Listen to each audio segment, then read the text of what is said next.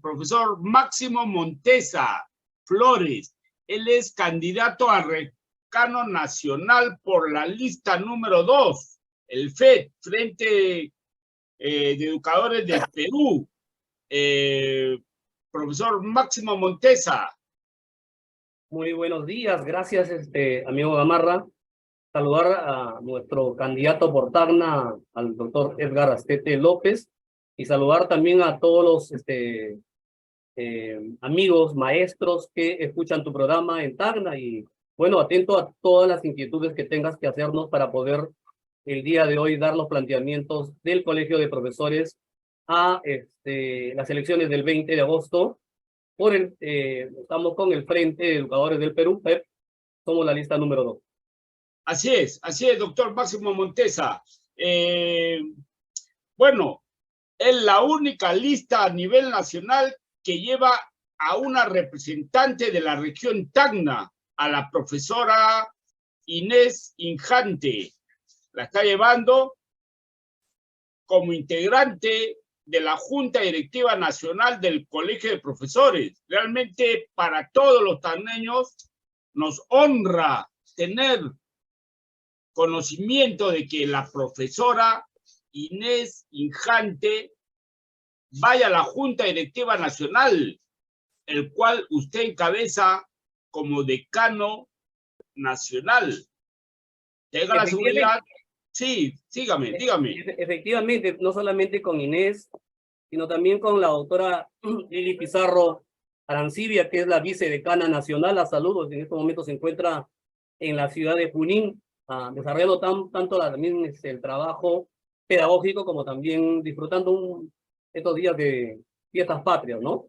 Y creo de que al igual que Inés, Lili, de igual manera también con el profesor Tocto, el profesor Condori, el profesor Eduardo Ramón Herrera Flores, de igual manera también con otros maestros, ¿no? Como la doctora Anaya Otiniano por el Callao, el amigo magíster Tocto Correa de Julio César, que fue decano nacional, ¿no?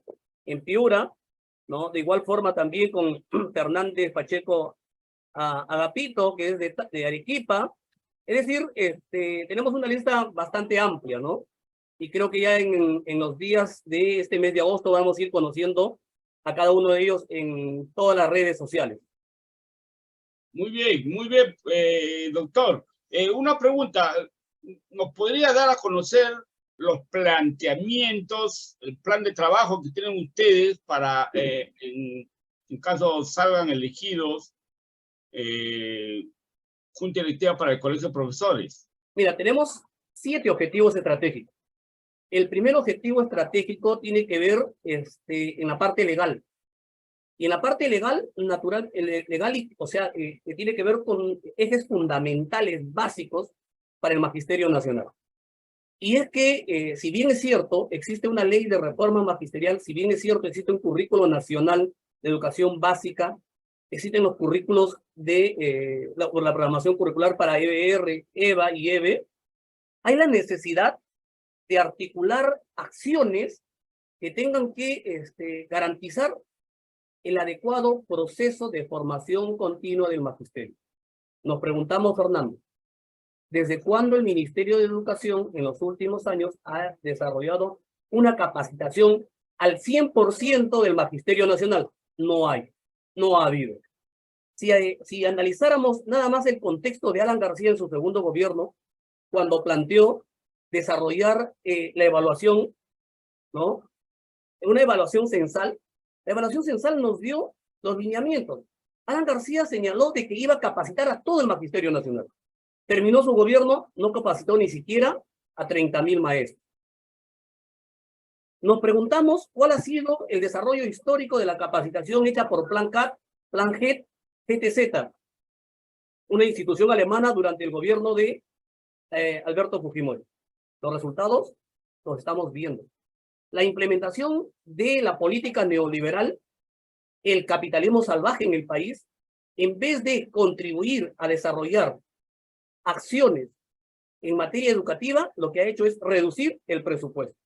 Desde el año 2002, de 2001, los 8 partidos políticos que en ese entonces estaban en el Congreso dan el acuerdo nacional. ¿Cuál es en ese acuerdo nacional? En la política número 2, incrementar el 0.5. A los 2 años o 3 años cambian a 0.25.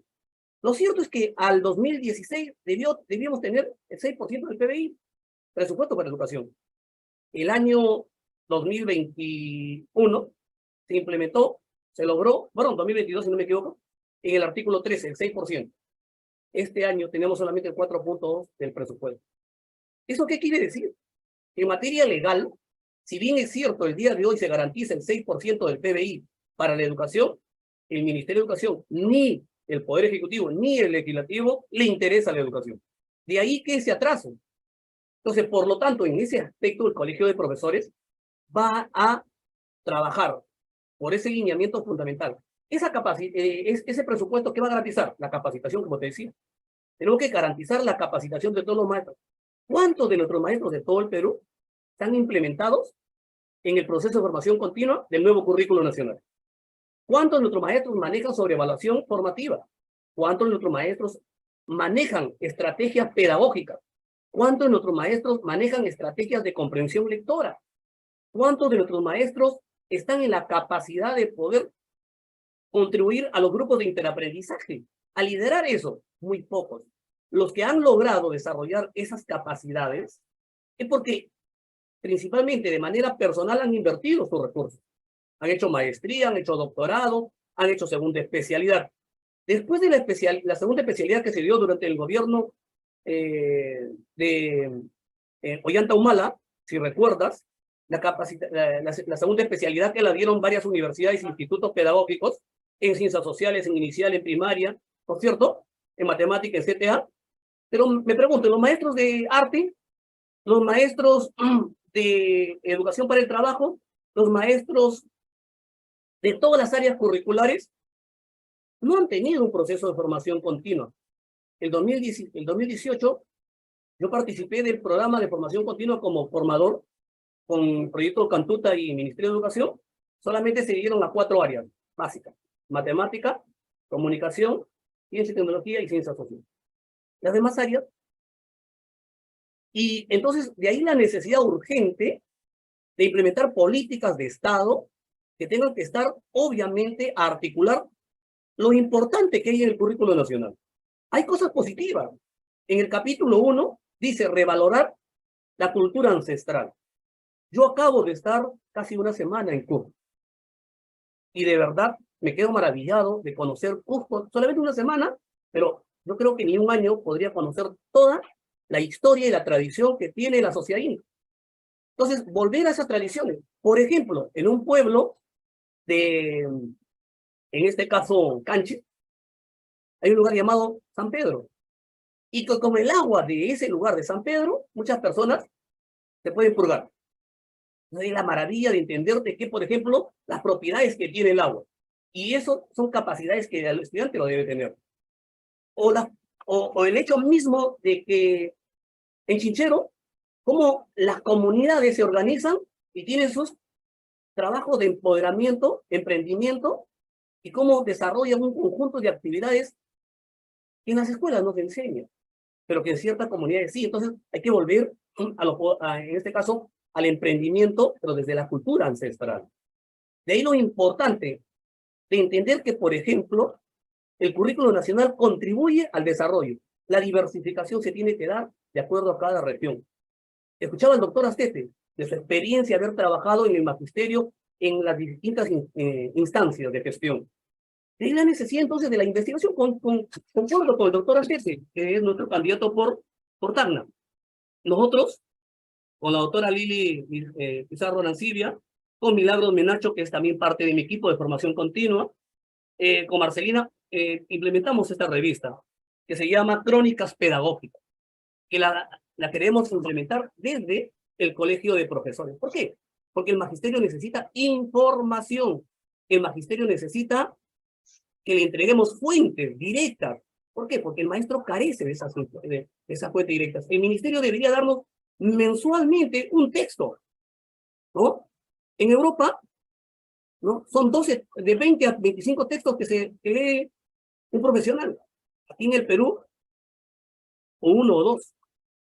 Entonces necesitamos fortalecer esa capacidad de por eso que es nuestro primer objetivo estratégico. ¿Eso qué genera? Como consecuencia, logros de aprendizaje. Pero en el segundo eje es el magisterio. Luego de la pandemia, venimos que nuestros maestros están estresados, deprimidos. La depresión es terrible, el estrés es terrible, la ansiedad es terrible. La crisis económica generada por este modelo económico, el hecho de que muchos de los maestros hasta ahora en Lima Metropolitana, por ejemplo, no cobran el 30% de preparación de clases. El hecho mismo de que su salario no les permite lograr alcanzar objetivos básicos, fundamentales, porque tienen una familia, tienen que educar a sus hijos en muchas de las universidades. ¿Por qué? Porque el día de hoy la educación es el motor del desarrollo. Y eso ya lo ha demostrado China, y lo ha demostrado, perdón, China, Japón, sobre todo Japón y Suiza. Japón y Suiza dicen que son aparentemente para muchos los países más ricos. Ellos siempre van a ser para nosotros los países pobres, que se han enriquecido, sí. Y nosotros en América, Perú, Haití, Cuba, Chile, Argentina, somos países ricos, pero estamos empobrecidos. ¿Sabes por qué? Porque nuestra educación no es el motor del desarrollo para esta clase dominante. Y por eso desde el Colegio de Profesores vamos a impulsar leyes para que se cumpla el 6% del PBI, que ya está en la Constitución, que debe implementarse en los presupuestos, porque de esa manera garantizamos mejor infraestructura para todas las instituciones educativas. Más del 60% de instituciones educativas del país, la infraestructura está deteriorada. Otro elemento fundamental, la ley de reforma magisterial, se habla, lo que nos decía nuestro amigo Tete, el hecho de la gestión pedagógica, la gestión institucional. Eso se está planteando en el Ministerio de Educación. Pero ¿qué ocurre? La gestión de innovación, la gestión de investigación no se implementa, que está en la ley de reforma magisterial. Tenemos que plantearla. Por eso que para nosotros decimos que tenemos que, desde el Poder Legislativo, plantear de que la ley 29944 de reforma magisterial, para nosotros es ley muerta, ley desfinanciada. ¿Qué hay que hacer? Financiar la ley. Por ejemplo, si tenemos algún pariente que fallece, ¿después de cuánto tiempo se le paga al maestro? Entre 6 a 12 meses le pagan ese derecho, ¿no? De subsidio por luto, dependiendo si es que hay, en este caso, el presupuesto. Pero es casi un año que tiene que esperar el maestro para que le paguen ese beneficio. Si cumples 25 y 30 años de servicio, de igual manera, sale la resolución entre 6 y 12 meses para que le paguen. Eso te demuestra que la ley no está financiada. La ley también te demuestra sobre la CTS, los maestros que cesaron el año pasado, este año, y lo que 2024, el año pasado le tenían que pagar el 50%. Hasta ahora muchos de los maestros no les han pagado el 50%, sobre todo en Lima Metropolitana, te digo, es el problema más terrible. En algunas regiones han utilizado el saldo del presupuesto. Entonces, desde aquí, naturalmente, también vamos desde el Colegio de Profesores a garantizar, obviamente, y pedir al Ministerio de Educación que tenga un buen jefe de planeamiento estratégico. Porque no tienen un buen jefe de planeamiento estratégico. Porque ellos, manejando el nexo, no conocen las necesidades en materia de planificación. Entonces, desde esa perspectiva, en el aspecto legal es importante. Otro aspecto fundamental que concordamos con nuestro amigo Acete es que la orden del Colegio de Profesores debe, pues, garantizar justamente el carácter deontológico, ¿no? Y concordamos. Frecuencia Latina y algunos canales nos han desprestigiado recientemente, menos de un mes, mes y medio, por el tema de los títulos falsos. Pero nos preguntamos, ¿de quién es la responsabilidad de hacer el filtro? ¿No son justamente del Ministerio de Educación que maneja la SUNEDU? ¿No es justamente el Ministerio de Educación, a través de las unidades de concentración educativa descentralizada, que debe hacer el filtro? Nosotros tenemos que plantear, y concuerdo con el amigo Ostete, en el hecho de que fundamentalmente tenemos que pasar el filtro para poder representar y incorporar a la orden a los nuevos profesores. En ese aspecto es importantísimo el carácter deontológico. Pero sobre todo el colegio, ¿qué es más importante? Y ahí qué bueno, y felicito el trabajo que han hecho en Tacna, de unificar y que el magisterio o los maestros hayan asumido la presidencia de la decanatura, en este caso regional, de todos los colegios profesionales, de todas las órdenes. En el Perú, ¿qué pasaría? Somos la orden más grande. Cuando nos dividen en el año 2003 LINS, ¿qué genera? Genera una división. ¿Por qué? Acá hay un interés político. La división es un interés político que el LINS es responsable. Y justamente allí el actual congresista por Arequipa, que tiene título falso. Entonces, aquí es importante recuperar la imagen de un colegio de profesores representativo unitario. ¿Por qué? Porque antes de que tengamos la Junta Nacional de Justicia, teníamos obviamente una instancia gubernamental que elegían el tribunal, si me corriges, Fernando, la memoria, había el tribunal que garantía, no, Tribunal de Honor, me parece, Tribunal de Honor. No, más que Tribunal de Honor. Era la institución que elegía a los jueces, que hoy es la Junta Nacional, antes de. Y no se nos Consejo Nacional de la Magistratura. El Consejo Nacional de la Magistratura. Gracias, Edgar. Nosotros, si somos el ente mayoritario y nos juntamos todos los colegios de profesores, tenemos que elegir, ¿no?, al Consejo Nacional de la Magistratura, hoy la Junta Nacional de Justicia, para elegir jueces probos. Entonces es un problema político el por qué al magisterio hay que tenerlo dividido. Entonces ahí la necesidad del colegio de profesores de esclarecer en todo el territorio nacional la necesidad del magisterio estar unificado para poder lograr objetivos estratégicos en beneficio de los maestros. En otro aspecto fundamental, que es también para nosotros importante, es la realización de eventos internacionales. Eventos internacionales, congresos internacionales, regionales, ¿no? Importante para analizar la política educativa, el desarrollo. Tacna, por ejemplo, en los últimos años ha tenido un buen rating en cuanto a las pruebas PISA, al igual que Moquegua, al igual que Lambayeque, al igual que La Libertad. Pero, por ejemplo, Lima, que es la capital. Pero, por ejemplo, Huancavelica, Cajamarca. ¿Por qué no podemos estar a la altura de cualquier otro país? ¿Qué nos está faltando? Interés de parte de la clase gobernante.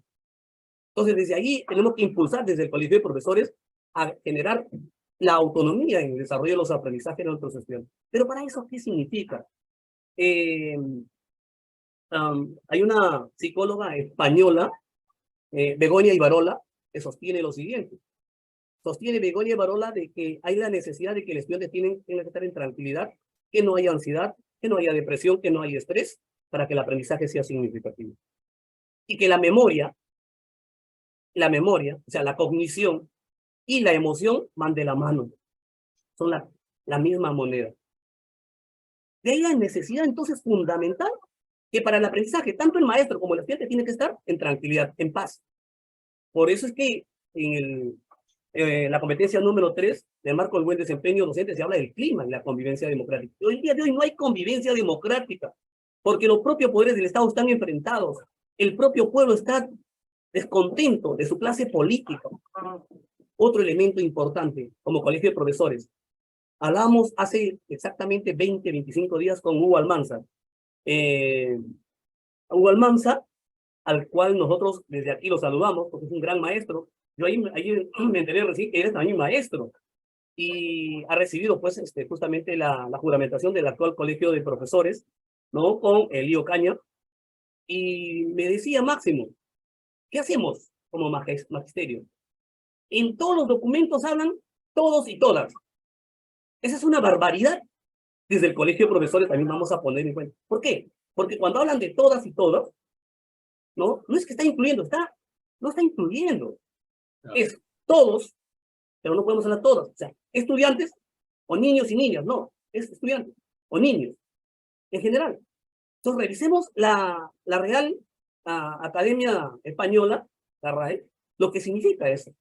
Entonces, acá también llamamos al Ministerio de Educación, en sus documentos no manejen pues esa frase, no todas y todas. Es una barbaridad. Entonces, de ahí vemos que, por ejemplo, en la Dirección de Educación secundaria, educación universitaria, ¿Quiénes están asumiendo? ¿Realmente están preparados esas personas para poder manejar el Ministerio de Educación? Entonces, de ahí la necesidad de que el Colegio de Profesores tiene que articular justamente esas políticas de esclarecimiento. Por otro lado, tenemos que plantear o generar insumos en la política justamente pedagógica, ¿no? En el aspecto metodológico. El día de hoy, en la pandemia, nos ha dado claramente una raíz de un problema. Y que el día de hoy se debate, ¿la inteligencia artificial o el conocimiento humano? La inteligencia artificial jamás va a superar al conocimiento humano, ¿correcto? Pero tenemos que estar preparados para poder afrontar justamente el uso de las tecnologías de información y discriminar qué cosa de la información que se plantea en las redes sociales es buena y qué información no es, pues, obviamente, la que sirve para poder articular conocimiento. Entonces, desde esa perspectiva también tenemos que generar insumos de investigación. Concuerdo con el doctor Acep. El que habla se dedica a asesorar tesis de maestría y doctorado. El que habla es docente universitario, formador nacional. He trabajado para Derrama, he trabajado también hasta hace 2 años, 1 año y medio, para editorial Norma en el área de ciencias sociales. Hemos trabajado para distintas instituciones del país. He trabajado en la Universidad Cayetano, la Cantuta, la Universidad César Vallejo, la Universidad Faustino Sánchez Carrión, la Universidad San Martín. Tenemos la experiencia para poder decir cuál es la tarea fundamental en la formación docente. Y por eso la necesidad que justamente tengamos que articular la Asamblea Nacional de Colegios de Profesores a nivel de todo el país para articular políticas justamente que lleven en beneficio al magisterio. Por otro lado, tenemos que generar políticas de gestión, diseño y planificación en todas las escuelas pedagógicas. Tenemos que dar los lineamientos generales. Entonces, en esa perspectiva tenemos que unificar justamente, al igual que, por ejemplo, los institutos pedagógicos forman parte del gremio magisterial del SUTEP, ¿no? El colegio de profesores también tiene que articular a los docentes que forman parte de los institutos pedagógicos. ¿Por qué?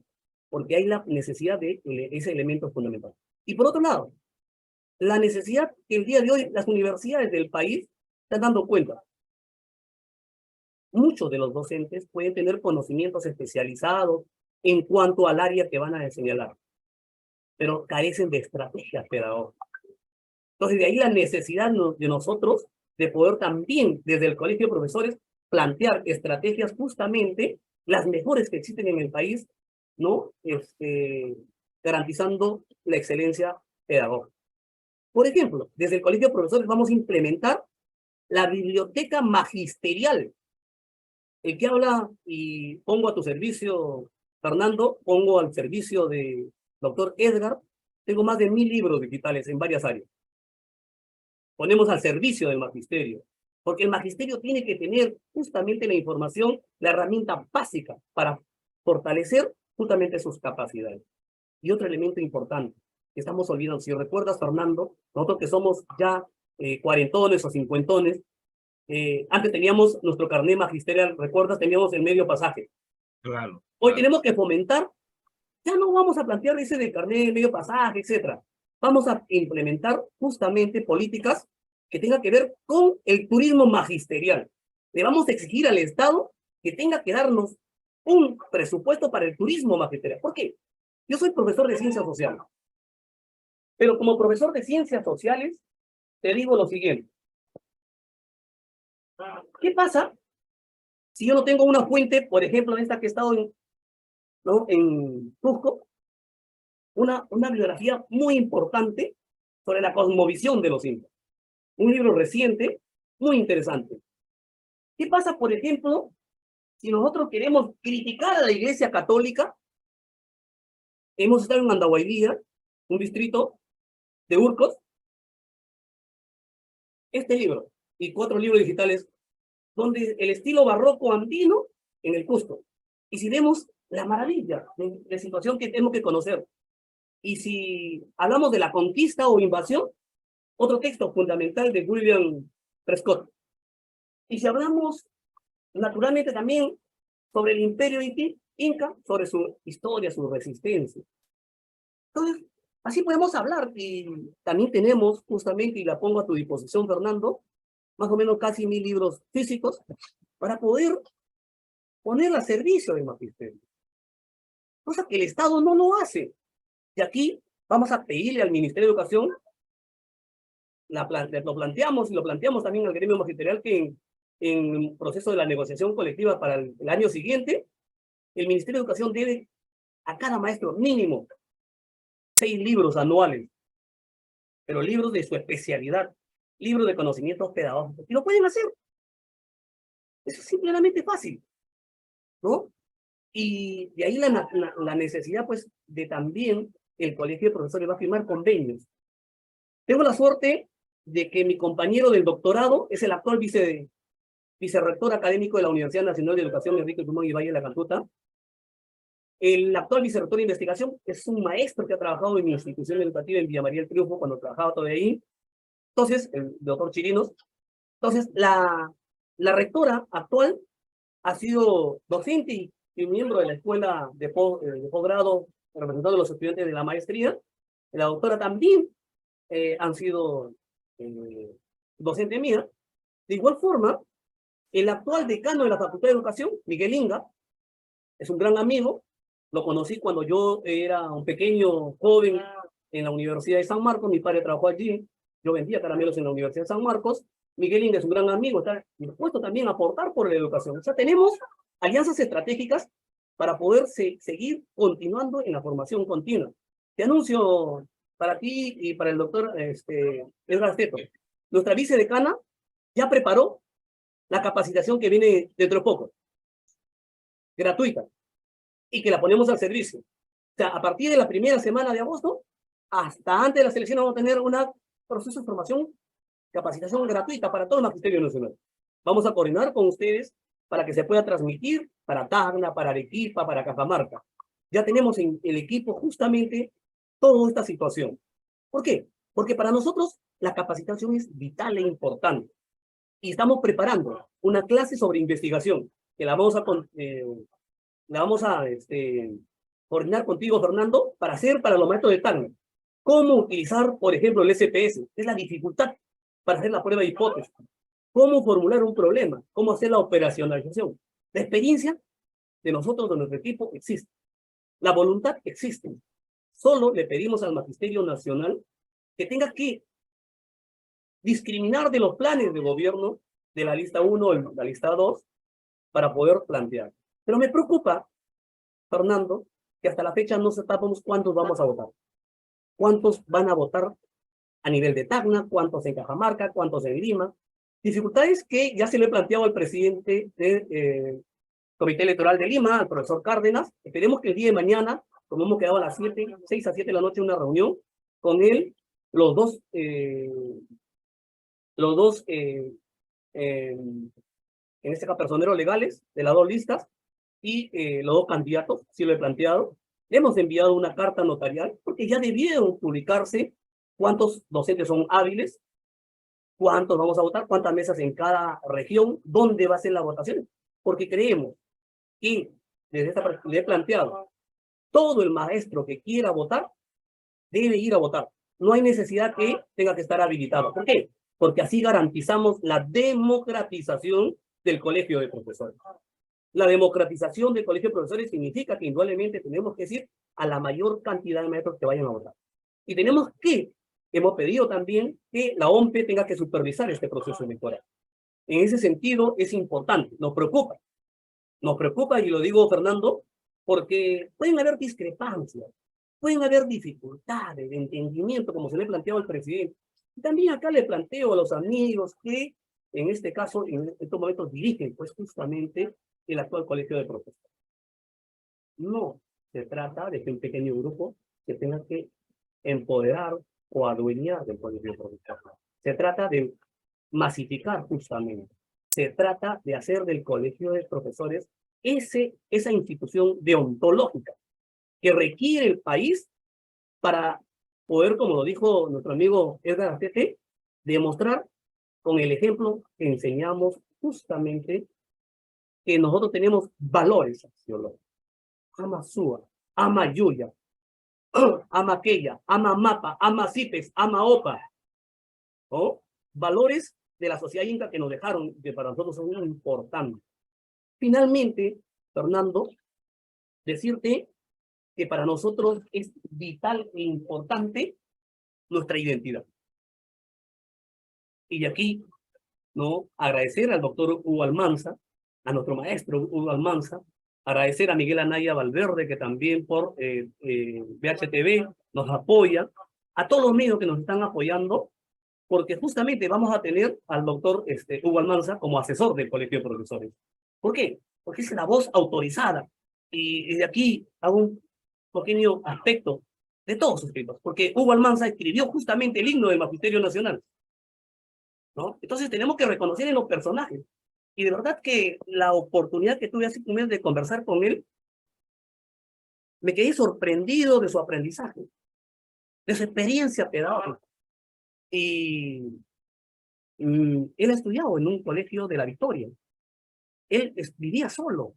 Nos contaba su historia de enamorado, etcétera, y de cómo a los 17 años ya era prácticamente parte de la redacción de una revista, de cómo poco a poco ha ido desarrollando.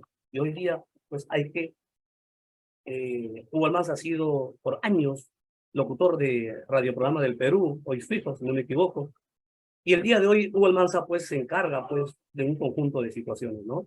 Entonces, él va a ser nuestro asesor, porque creemos que es la voz autorizada a poder tener el colegio de profesores justamente para el Magisterio Nacional. ¿Y quién no admira las cosas de Hugo Almanza, no? Finalmente, mi mensaje a los maestros del Perú, a los maestros de Tacna. He estado en Tacna en 6, 7 oportunidades con mi amigo de la Academia Fleming, el Colegio Fleming, ¿no?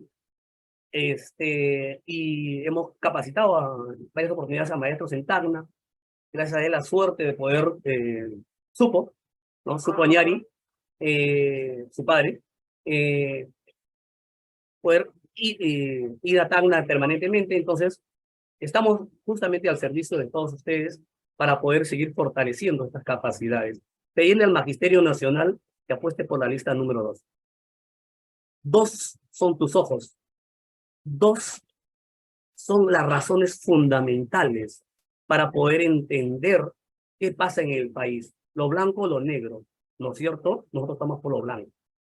Entonces, obviamente, lo importante, esa transparencia que hay en nuestro equipo, de todo el Perú, de todas las regiones que tenemos la lista, hace que tengamos el corazón en la mano. Y desde aquí ya se acerca la reincorporación de Tacna al suelo patrio. Mis felicitaciones, mi saludo a mis amigos tacneños. Tenemos que seguir bajo esa lógica. Nuestros amigos chilenos vienen y compran en Tacna, ¿no es cierto? Nuestros amigos chilenos hoy son nuestros hermanos. Lo que pasó en la historia, tenemos que nosotros revalorarlo para aprender. Y entonces en ese camino, justamente como decía, y termino, redondeando la idea que no había terminado sobre el turismo magisterial, le tenemos que pedir a la doctora Magné Márquez que tiene que implementar el turismo magisterial. Porque para ser profesor de ciencias sociales, no puedo trabajar bien la competencia, gestione responsablemente el espacio y el ambiente si no conozco mi país. No puedo hablar de gestión responsablemente los recursos económicos si no conozco justamente la economía. No puedo hablar de construir interpretaciones históricas si no tengo puentes para poder articular. No puedo hablar de comunicación si no tengo habilidades comunicativas. No soy asertivo en mi trato. No puedo hablar de matemáticas si no tengo las competencias de poder, en este caso, resolver problemas matemáticos. De ahí la necesidad entonces de que hacer del colegio de profesores y exigirle a la doctora Magné Márquez el reconocimiento al único colegio de profesores, en el cual el día de hoy es el maestro Elío Caña, esa representación. Pedirle al Parlamento Nacional el reconocimiento a este colegio nacional, colegio de profesores, para que de esta manera este colegio de profesores haga naturalmente la esencia fundamental, el carácter deontológico. Los maestros somos el día de hoy el baluarte. Y ahí viene la pregunta. ¿Por qué el 2006 Alan García Pérez? No tengo nada en contra del señor. Admiro su inteligencia, pero ¿por qué el 2006 llamó a los maestros a el examen censal. ¿Y por qué? Ahí perdimos una gran oportunidad, un error estratégico. Cuando dijimos que cada uno decida. Y yo dije, vamos a dar el examen. Él dijo, vamos a capacitar a todos. Nunca lo pudieron hacer. Entonces, ahí, por ejemplo, plantearles la necesidad de entender que justamente cuando tengamos que tomar decisiones tenemos que reunirnos, analizar el escenario. Y entonces, de ahí la necesidad de saber que justamente al magisterio del 2006, Alan García prácticamente nos dejó en el suelo. El magisterio era el que en las encuestas de todas las encuestadoras nacionales, la persona más creíble. En segundo lugar era la religión. Hemos perdido la oportunidad, porque en ese momento, justamente los medios de comunicación y justamente la prensa que siempre se ha vendido al Estado, prácticamente nos fulminó a nosotros. Perdimos una gran oportunidad. De eso tenemos que aprender. Y en ese sentido, tenemos que saber que somos el elemento más importante para poder esclarecer al pueblo peruano. Así es, profesor Máximo. En realidad hay mucho que conversar, ¿no? Y me ha llamado bastante la atención muchos puntos en común que tenemos acá con nuestro programa del Colegio de Profesores a nivel regional. Sabemos de que los colegios profesionales tienen pues una iniciativa legislativa y eso es muy importante porque a través de ahí podemos nosotros, a través de un relacionamiento en el Congreso de la República, dar iniciativas legislativas, como por ejemplo lo que hablaba, ¿no? De tener nosotros facilidades para viajes, para turismo, para eventos culturales, ¿no? Tratar de que a los profesores pues, nos den facilidades para poder alimentarnos, porque ese es el pan de cada día. Eso se puede hacer pues con una iniciativa legislativa. Otra de las cosas también muy interesantes que ya estaba dando vueltas acá a nivel regional era sobre una modificatoria de la RIM. ¿Qué es lo que dice la ley de reforma magisterial? Que el valor de la RIM, de la remuneración íntegra mensual, es a propuesta del Ministerio de Educación y que debe ser aprobado con el Ministerio de Economía y Finanzas. Pero si esto se variara y que, por ejemplo, la RIM, la hora semanal mensual que se paga al profesor desde la primera escala como base, fuera un porcentaje del Producto Bruto Interno, de tal manera que al multiplicarlo por 30 llegue al 85% del PBI, me parece que se tendría pues que sustentar adecuadamente de acuerdo haciendo pues un estudio cómo va la inflación, que en estos últimos años se ha incrementado notablemente, pero podría pues hacerse un análisis de esto para hacer pues un proyecto de ley. Yo te planteo, Fernando, de que hay que analizarlo, me parece perfecto, de que hay que mejorar la remuneración íntegra mensual, la hora, ¿no? No solo eso, Fernando, sino que también el otro elemento importante, que aparte de la RIM, es el tema de los cesantes y jubilados que había olvidado. Los cesantes y jubilados necesitan una pensión digna, y para nosotros debe ser el sueldo de un maestro de la primera escala magisterial, su sueldo de un docente cesante y jubilado, y para eso tenemos que hacer iniciativas legislativas. Un segundo elemento importante que también es vital es justamente desarrollar los proyectos de investigación desde la escuela. Esos proyectos de investigación desde la escuela que tengan que estar financiados justamente por el Estado. Y así de esta manera dar el salto cualitativo, pasar de una economía primaria exportadora a una economía de industrialización.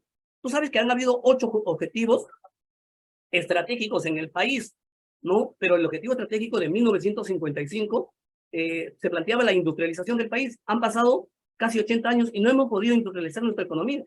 Entonces, hay la necesidad de dar ese salto cualitativo. Y la inversión en educación es vital e importante. En la negociación colectiva se tiene que plantear con la doctora Magdalena Márquez y su equipo, ¿no? De funcionarios que están en la negociación colectiva, a reconocer justamente ello, ¿no? Pero no solamente eso, sino que planteamos lo siguiente. ¿Cuántas horas trabaja un profesor? En jornada escolar completa 32 horas. Pero en enero y febrero, ¿con cuántas horas le pagan? Por 30 nomás, no le pagan esas 2 horas. Debe pagar por 32 horas, ahí tenemos que hacer cambios. Hay que reconocer a los métodos de jornada escolar completa que enero y febrero también gané por 32 horas.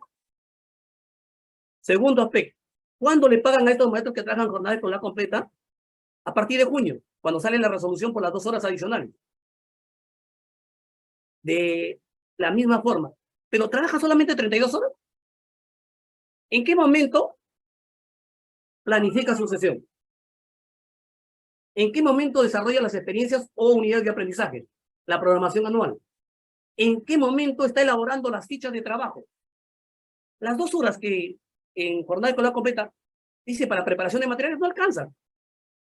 El maestro trabaja más de 40 horas. De ahí nuestra propuesta de Colegio de Profesores, que al maestro de gestión pedagógica se le pague también por 40 horas.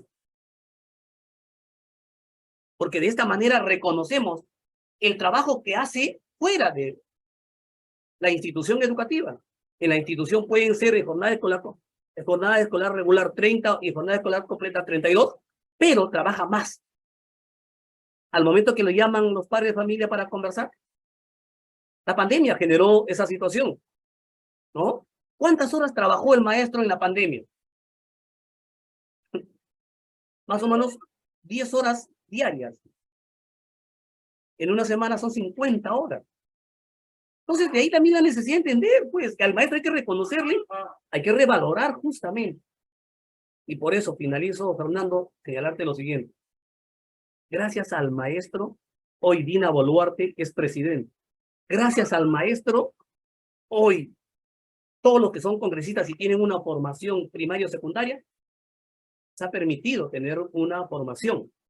Gracias al maestro, hoy tenemos a un presidente regional, tenemos a un consejero regional, a un alcalde distrital, provincial.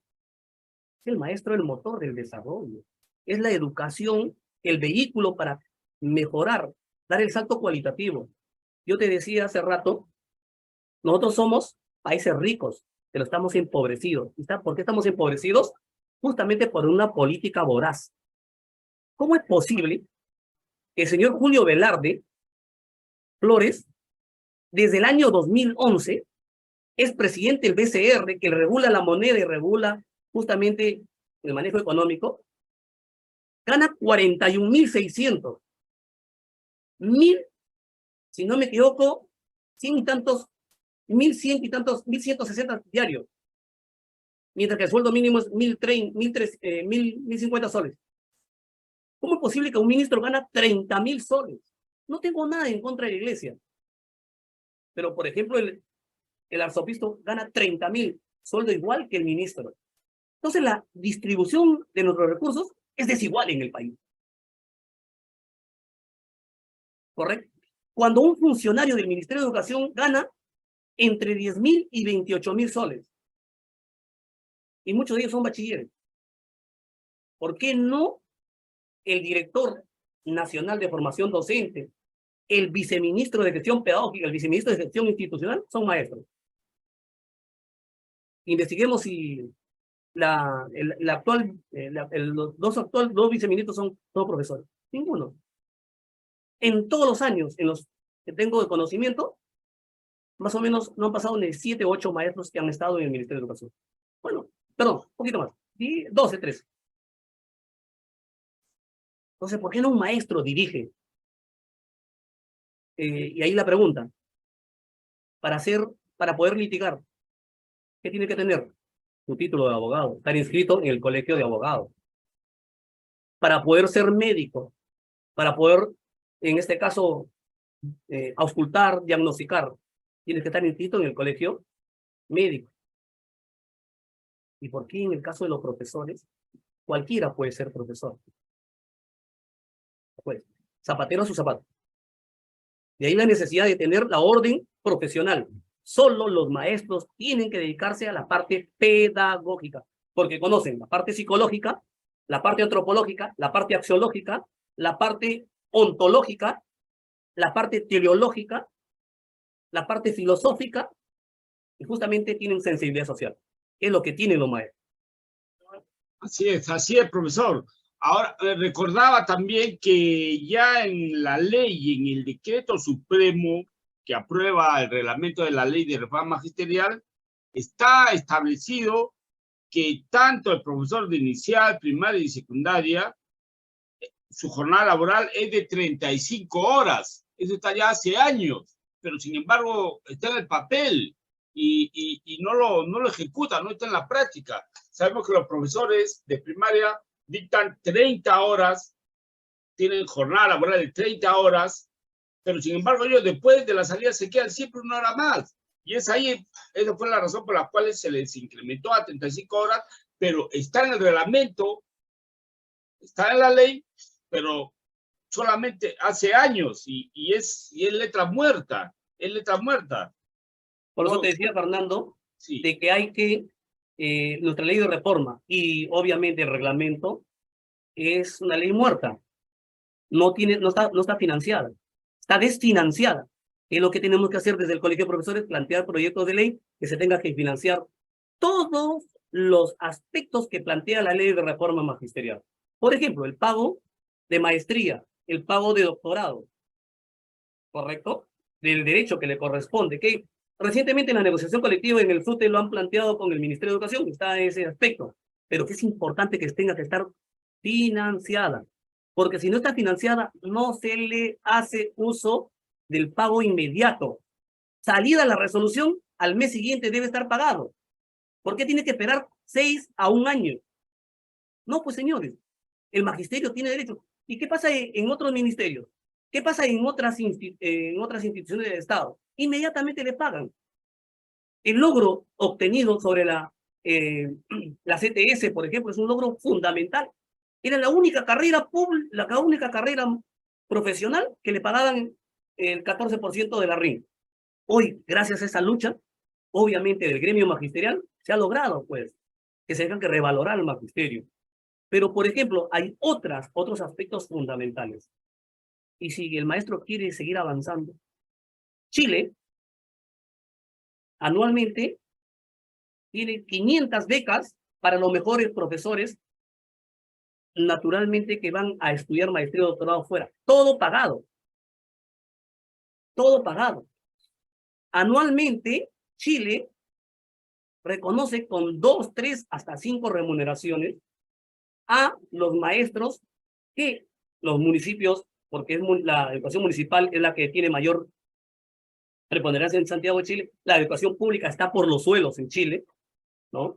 También existe la educación privada, pero la municipal es la de más ancha base. ¿Qué sucede? Los maestros en Chile anualmente reciben los incentivos al mejor profesor por cada comuna. Aquí también los gobiernos locales, está en la ley de municipalidades, que los municipios tienen que invertir en educación. ¿Pero cuántos invierten? Pocos. Correcto. Entonces, de ahí la necesidad importante. Te hablo esto porque he sido regidor de mi distrito y conozco esta situación, esta problemática. Quiero finalizar, Fernando, agradecer por tu entrevista. No sé si hay alguna interrogante, pero no se olvides, el 20 de agosto somos 2. Así es esto, profesor Máximo Montesa. Ha sido realmente una entrevista bastante interesante, ¿no? Se ha conocido al candidato, se ha conocido los planteamientos, y eso es lo que nosotros queremos, ¿no?